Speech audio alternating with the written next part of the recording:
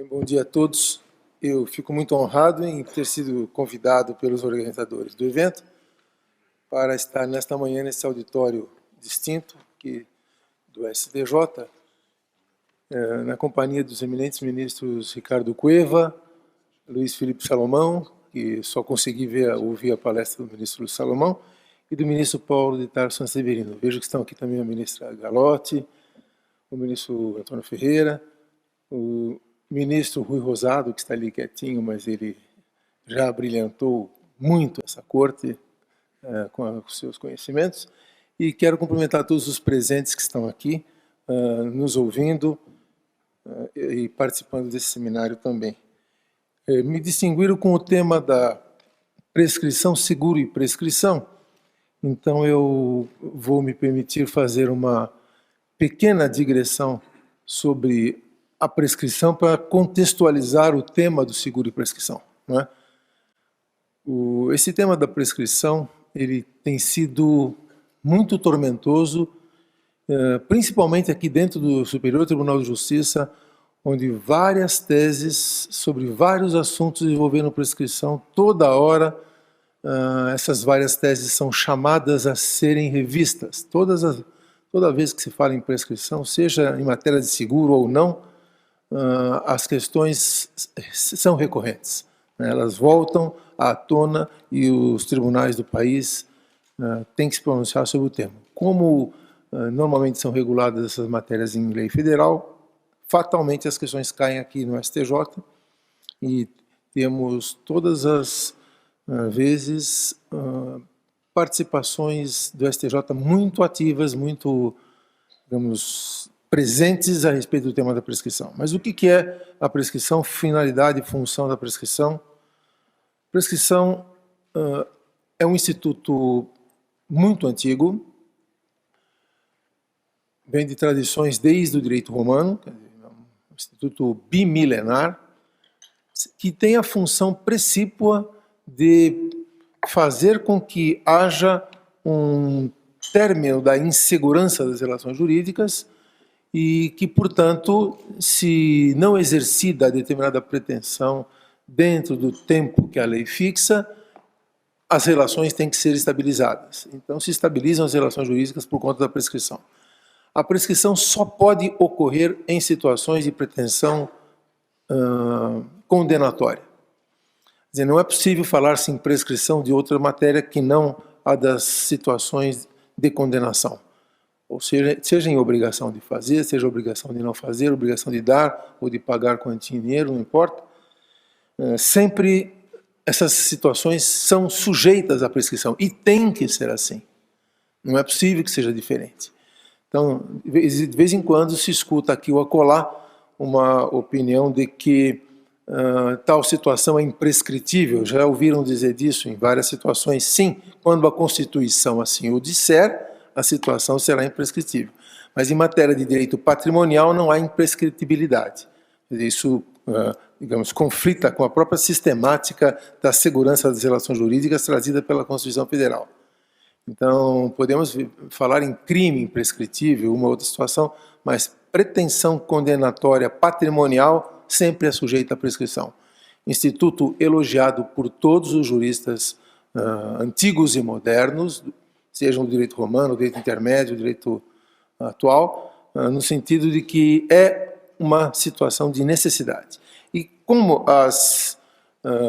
a velocidade das comunicações hoje está bastante acentuada, a tendência é que os prazos de prescrição sejam cada vez menores e a legislação cada vez mais venha a prever situações mais curtas de prazo para exercimento de pretensão sujeita à prescrição. Então, quando se estava no sistema das ordenações do reino, só para ficar no direito luso-brasileiro mais recente, não voltar muito no tempo, havia situações de prescrição de 40 anos, de 50 anos. O Código Civil de 16, que entrou em vigor em 17, previa originariamente o prazo máximo de prescrição de 30 anos. O antigo artigo 177 do Código Civil previa o prazo máximo de prescrição de 30 anos. Ele foi reformado em meados do século passado, se diminuindo esse prazo para 20 anos. Então, por longo tempo, vigorou no país, por mais de 50 anos, vigorou no Brasil o prazo prescricional máximo de 20 anos, que era aquela hipótese, norma de encerramento subsidiária, se não houvesse uma outra previsão na lei de prazo menor, o prazo de prescrição seria de 20 anos. O nosso Código Civil vigente diminuiu de 20 para 10 anos. Essa é a tendência mundial, ou seja, dos prazos serem cada vez mais encurtados, dada a velocidade das informações e da comunicação que ocorre hoje em dia. No mundo, não é só no Brasil. Então, por que uma prescrição com prazo um pouco maior? Dificuldade de se saber o que acontecia, de se ter notícia das coisas. Então, para não se dificultar, não se fazer impraticável o direito de defesa de alguém, então se previa um prazo maior de prescrição. Hoje, essa velocidade indica a necessidade de um prazo menor, tanto assim que as relações precisam ser estabilizadas realmente. Daí, porque os prazos são cada vez menores. Então, no nosso caso, do nosso Código Civil, há ainda uma distinção entre prescrição e decadência.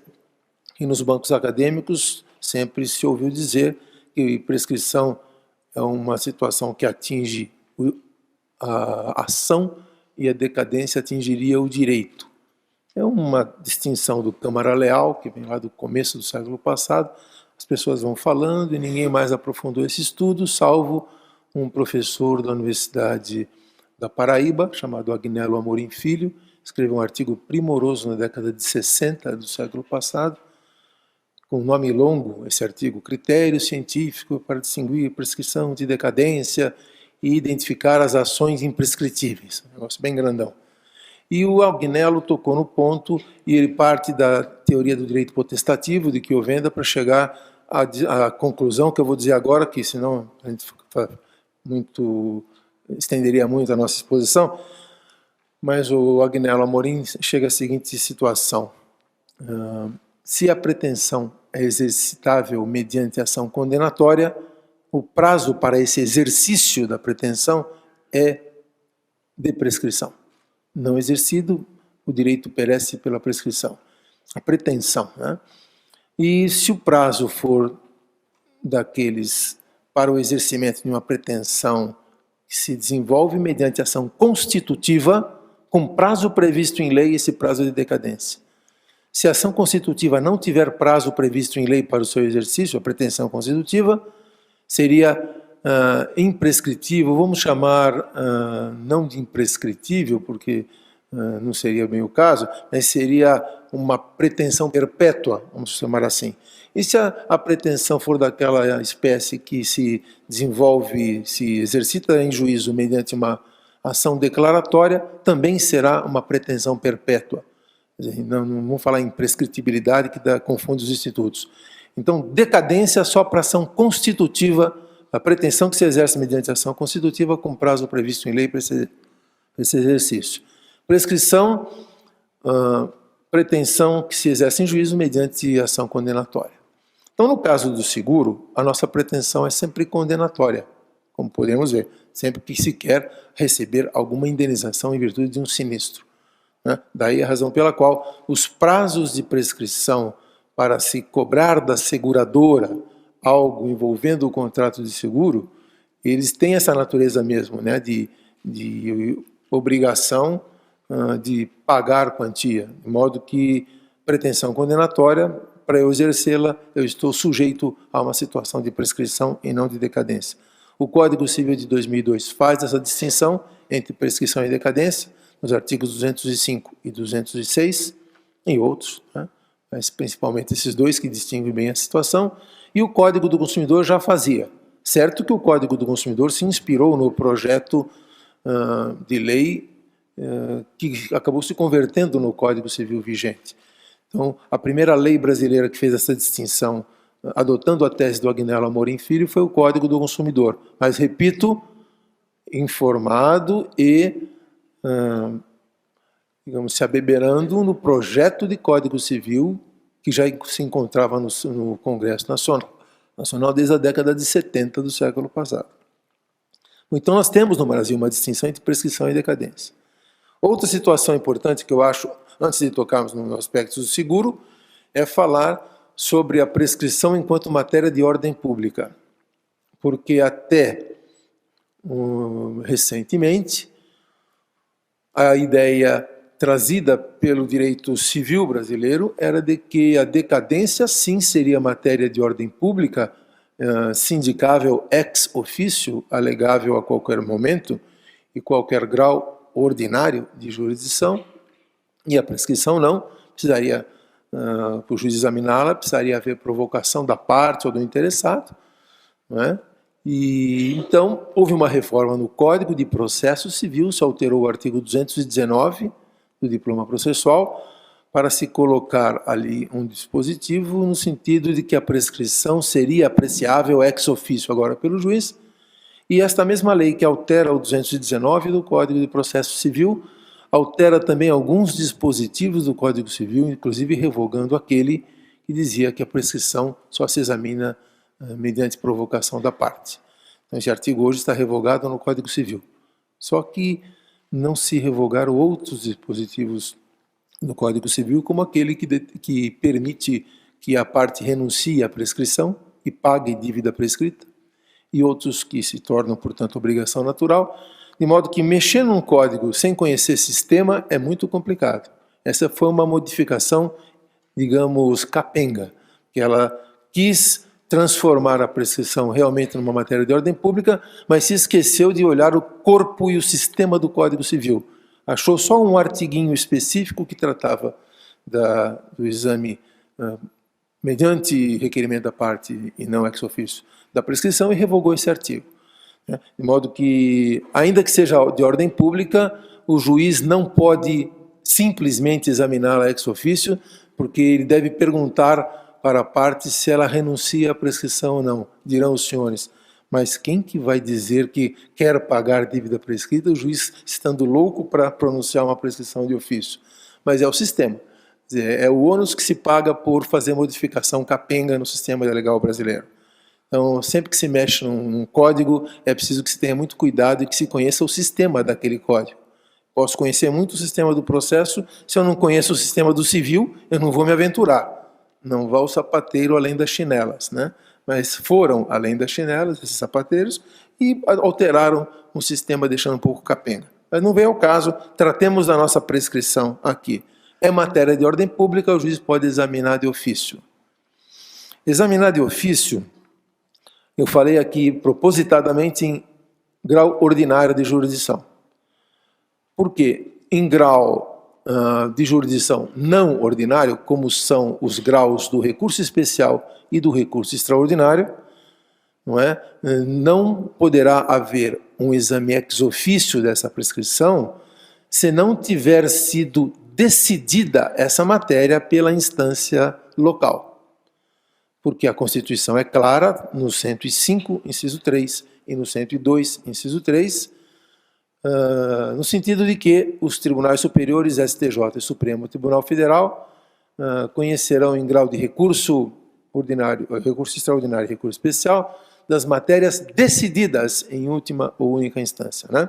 Dependendo tem umas variações, mas o fato é que não é porque é de ordem pública que eu posso levar pela primeira vez essas matérias ao STJ e ao Supremo Tribunal Federal. Agora, isso na instância do primeiro juízo do recurso especial, que é o recurso especial e extraordinário, eles contêm em si dois juízos. Primeiro, um juízo de cassação. Os tribunais superiores verificam se o tribunal local ofendeu a lei federal, negou vigência, ou ofendeu a Constituição, no caso do Supremo e recurso extraordinário. Enfim, feita essa situação, se o Tribunal Superior entender que houve ofensa, ocorreram as situações do 105.3 ou do 102.3, o Tribunal Superior cassa o acórdão recorrido ou a decisão recorrida, no caso do Supremo. Não é? Agora, no segundo momento, ele passa a rejulgar o caso. Então, é o que diz a súmula 456 do Supremo, que, ao conhecer do recurso extraordinário, o Supremo julgará e aplicará o direito à espécie, e no STJ a disposição está no regimento interno, no artigo 257, né, que diz que o STJ também, ao conhecer do recurso especial, julgará o caso e aplicará o direito à espécie. Segundo juízo, é o juízo de revisão. No primeiro juízo, é proibido ao STJ decidir de ofício matéria não decidida pela instância ordinária. O STJ só redecide matéria no juízo de cassação. No juízo de revisão, ele pode decidir tudo, inclusive pela primeira vez. Aí sim, cassado o acórdão, no juízo de revisão, o STJ pode, inclusive, rever prova.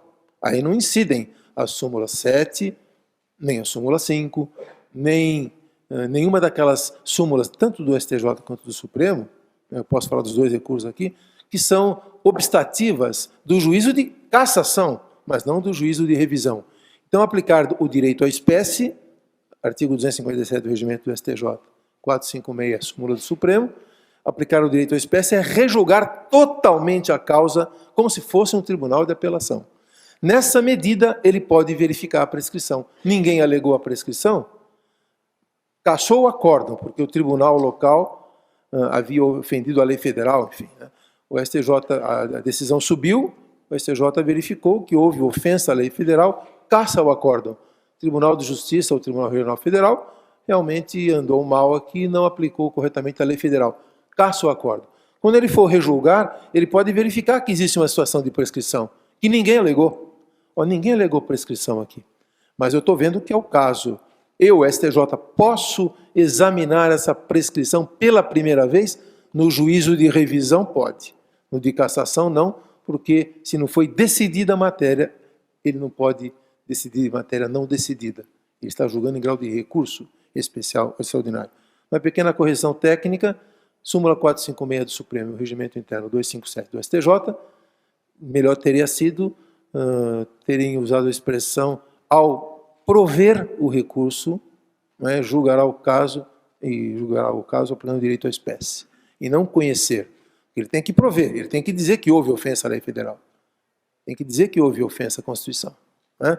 A hora que dá esse provimento, ele cassa o acórdão, ele terminou o juízo de cassação. Aí ele passa ao juízo de revisão. Eu digo isso porque no Brasil nós temos essa situação híbrida dos tribunais superiores terem competência para os dois juízos, cassação e revisão, como se fosse ação rescisória. Cassa a decisão rescindente e depois rejulga. Né? Quem há países estrangeiros, como por exemplo Itália, França, Alemanha, Portugal, onde os tribunais superiores são só de cassação. Então a corte só cassa a decisão.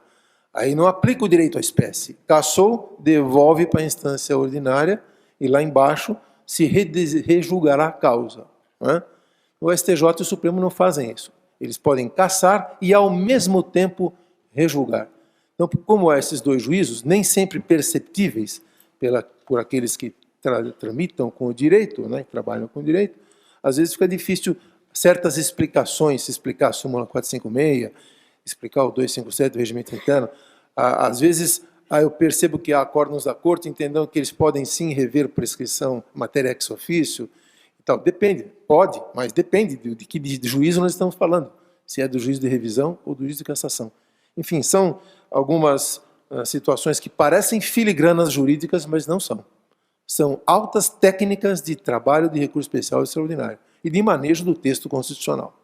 Então é super importante isso. Bom, feito esse pequeno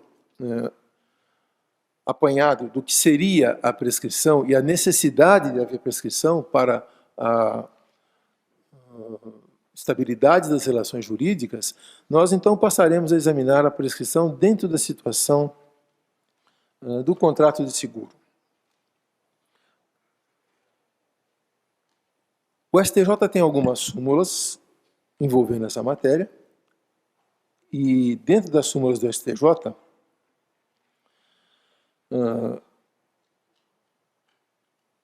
as que envolvem prescrição e seguro, não são muitas, são as súmulas 101, a ação de indenização do segurado em grupo contra a seguradora prescreve em 1 ano, 106, proposta ação no prazo, não, 229, pedido de pagamento de indenização à seguradora suspende o prazo de prescrição até que o segurado tenha ciência da decisão.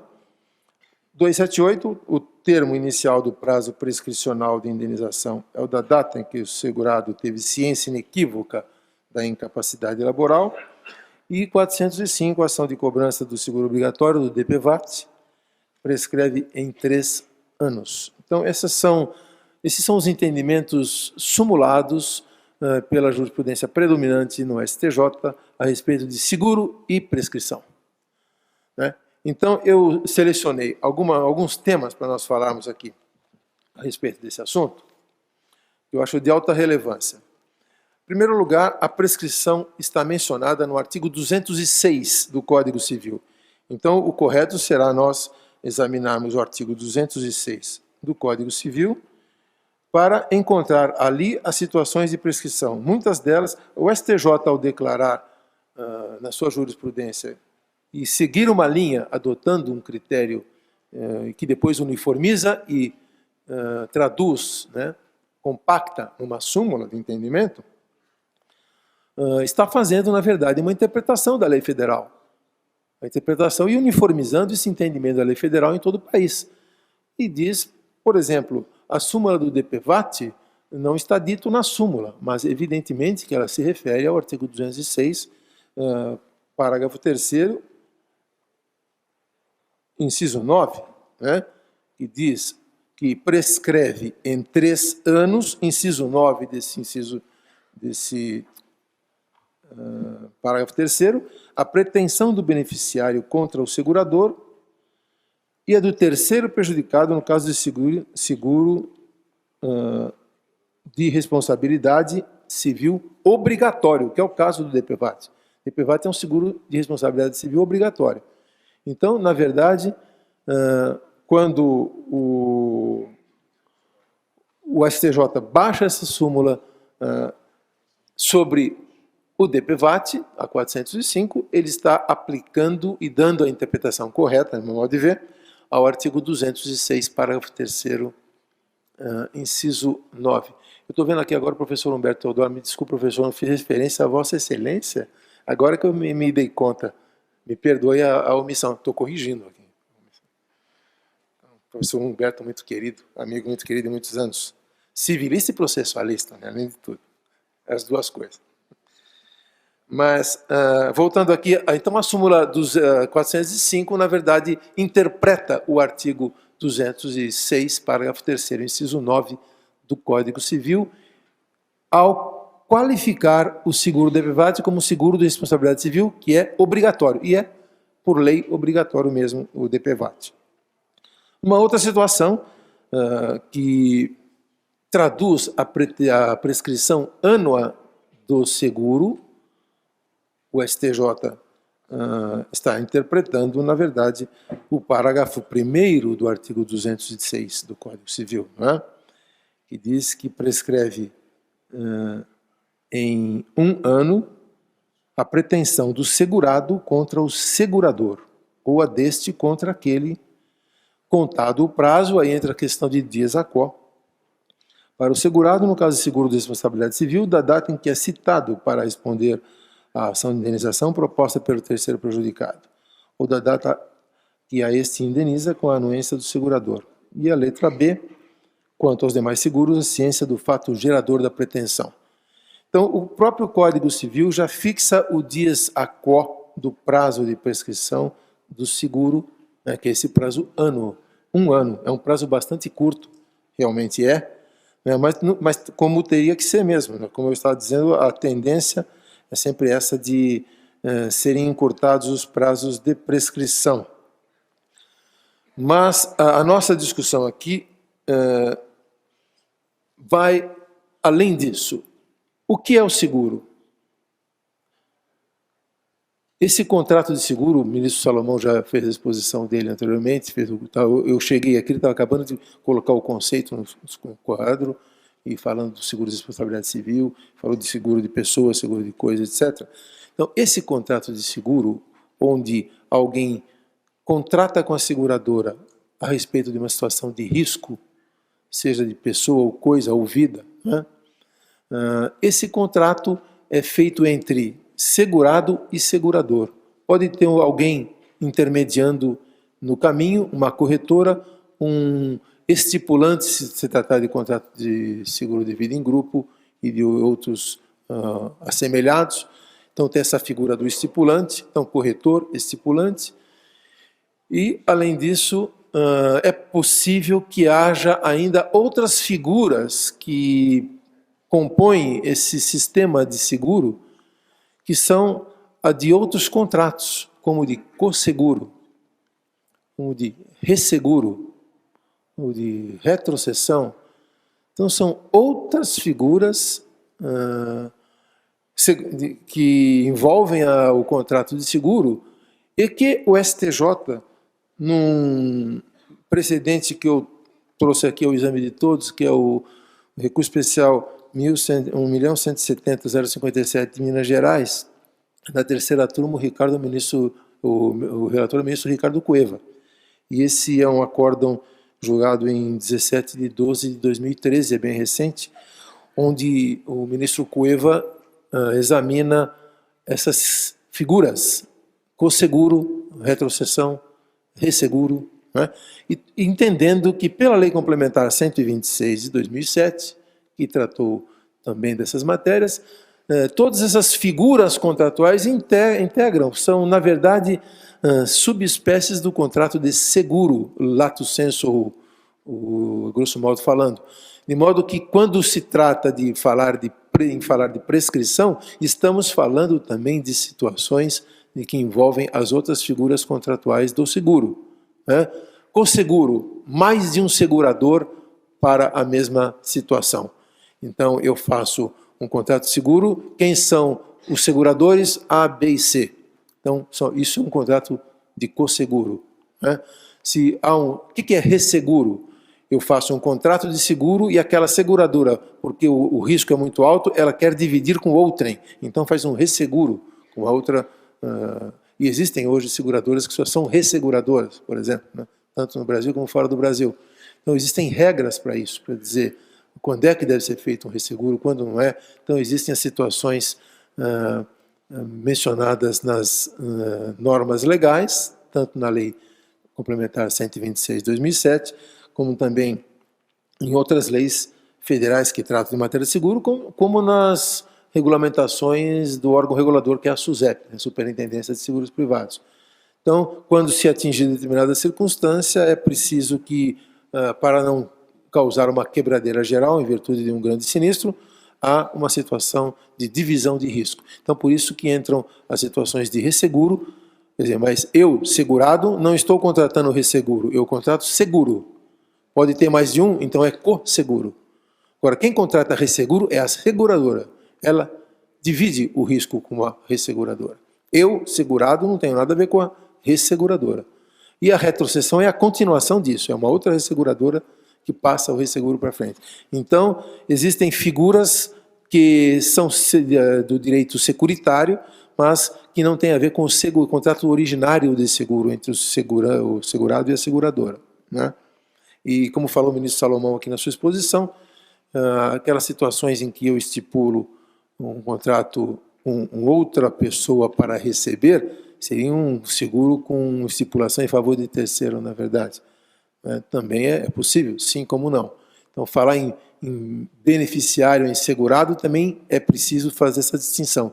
Beneficiário é uma figura jurídica, segurado é outra figura jurídica. Mas voltemos aqui ao nosso caso de prescrição. Então, por que essa prescrição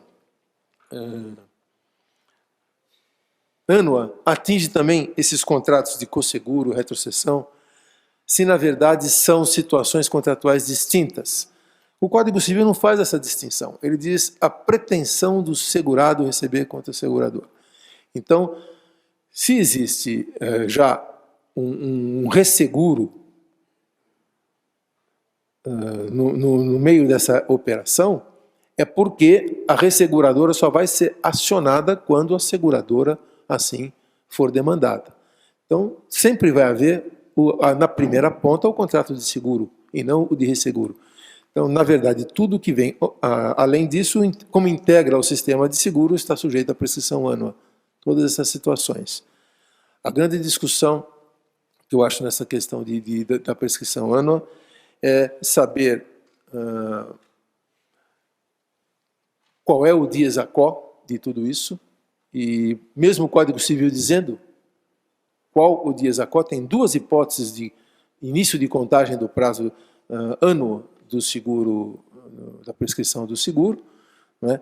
Ainda assim há diferenças, muitas discussões, mesmo no STJ, mesmo com a súmula 229, dizendo: o pedido de pagamento do indenizado da seguradora suspende o prazo de prescrição até que o segurado tenha ciência da decisão. Fala em suspensão, há situações em que isso não se verifica, que a circunstância concreta é de interrupção e não de suspensão. Quer dizer, eu cito aqui um acordo importante do ministro Rui Rosado de Aguiar, que está aqui presente, onde ele fala textualmente isso. Eu não me lembro agora qual eu não fiz a distinção, mas o ministro Rui Rosado diz: olha, se a ação do segurado só vai nascer quando a seguradora negar o pagamento, é a partir dali que nasce, a accionata é ali. Então, como nós vamos falar em suspensão, quando na verdade aí deveria ser interrupção? Mas há situações em que realmente há suspensão. Quer dizer, o prazo já estava correndo, eu recebo um pagamento X da seguradora, o prazo já está correndo, eu recebo, ela faz o pagamento, reconhece que deve, né?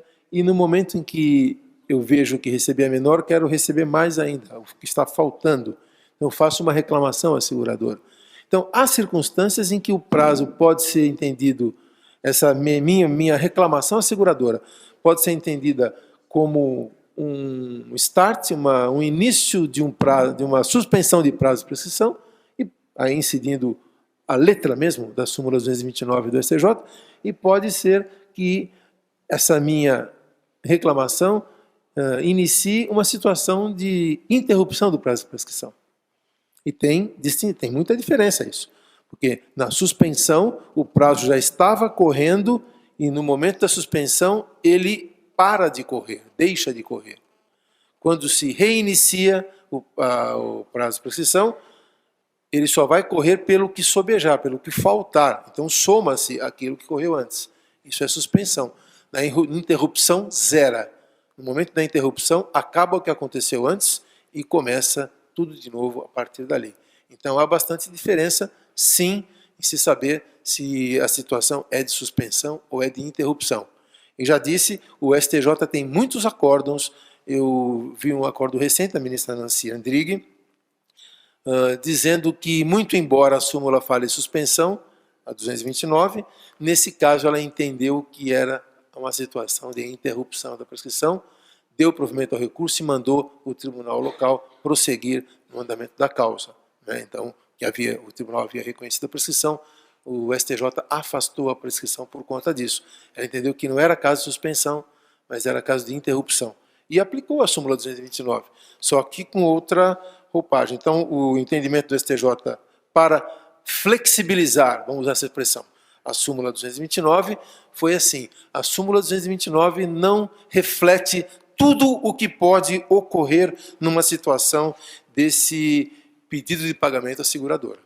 Então ela reflete uma parte, por isso ela fala em suspensão. Mas podem ocorrer outras situações em que se deva aplicar a súmula, mas não com a letra da suspensão, mas sim com a ideia da interrupção da prescrição.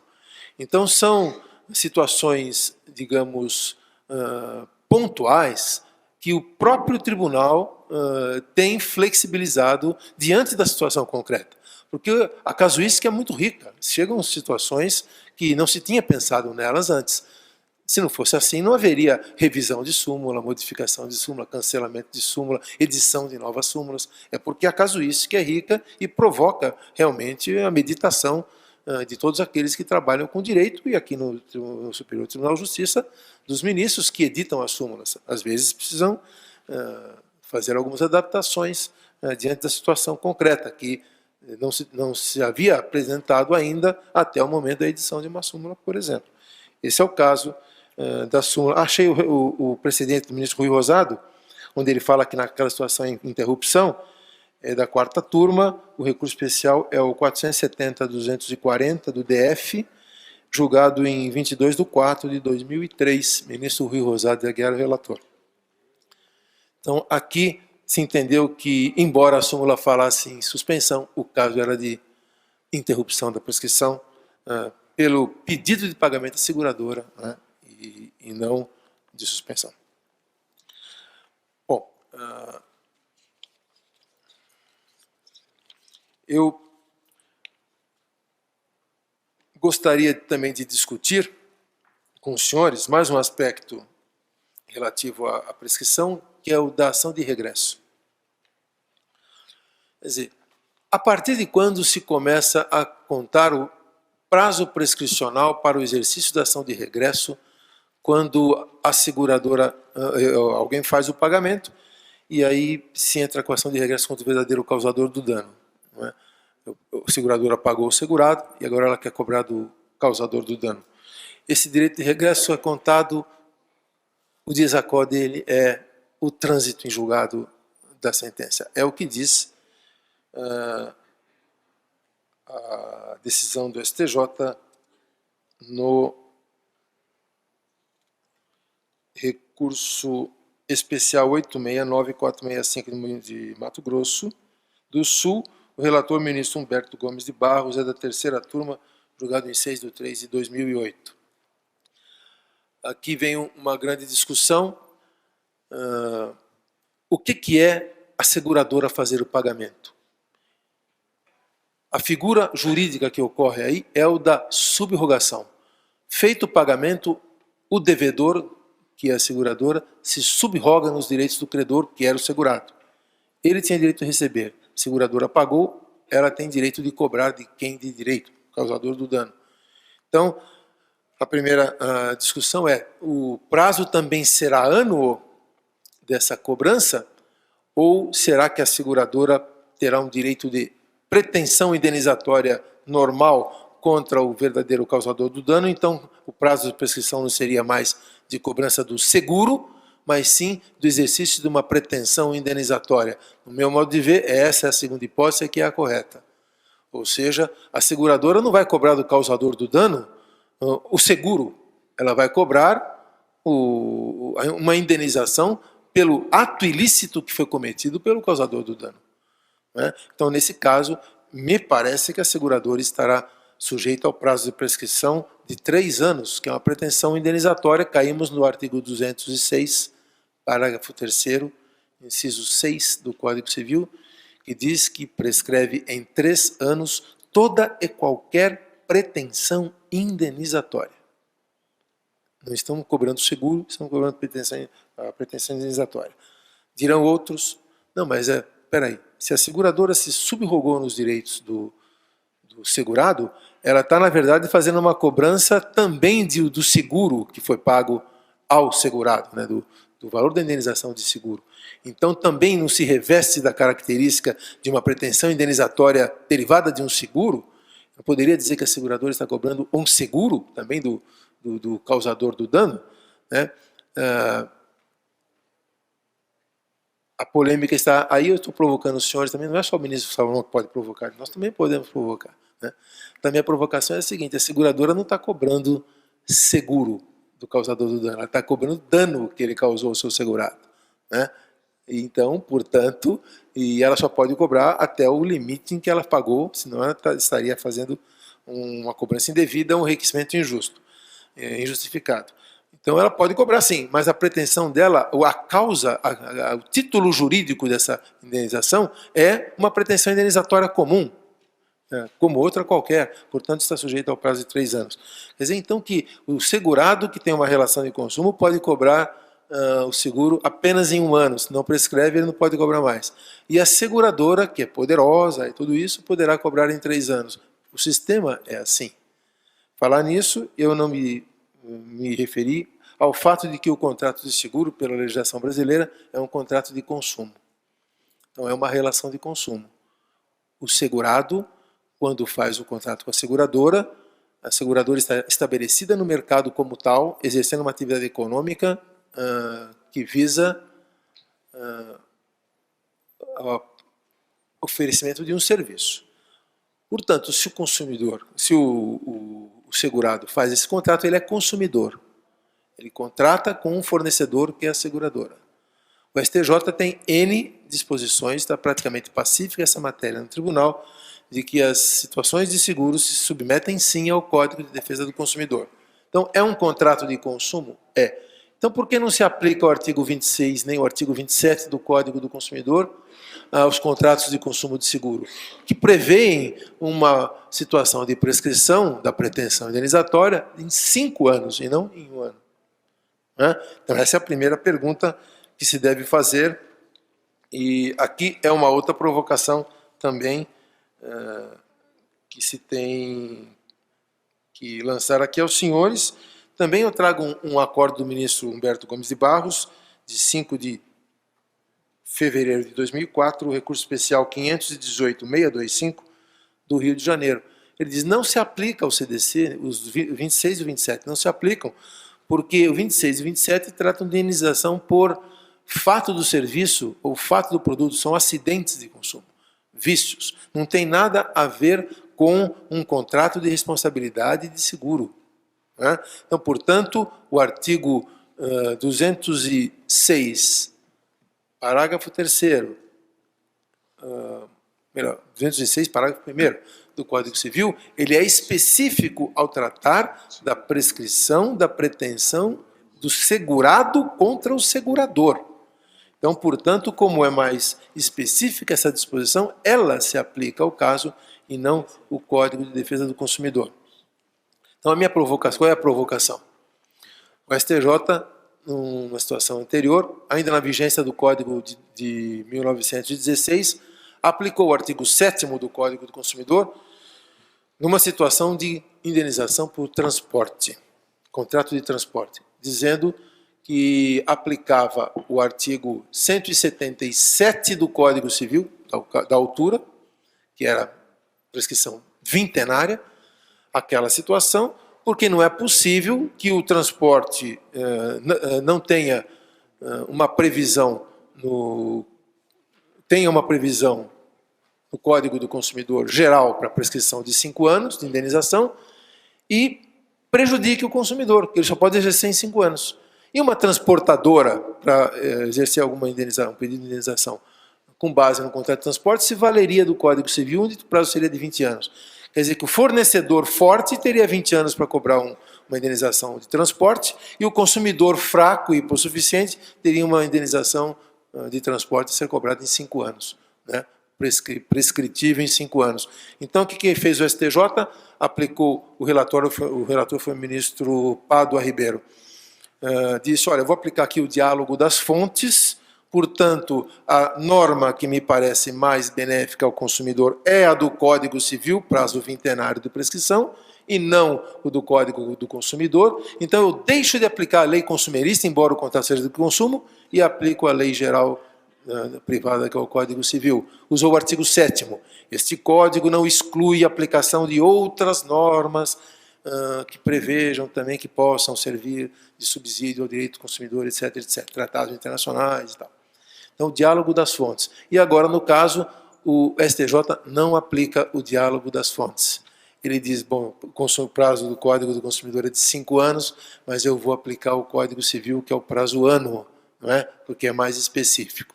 Então, é uma pequena provocação também, estamos todos aí construindo ainda o direito de prescrição e seguro, né?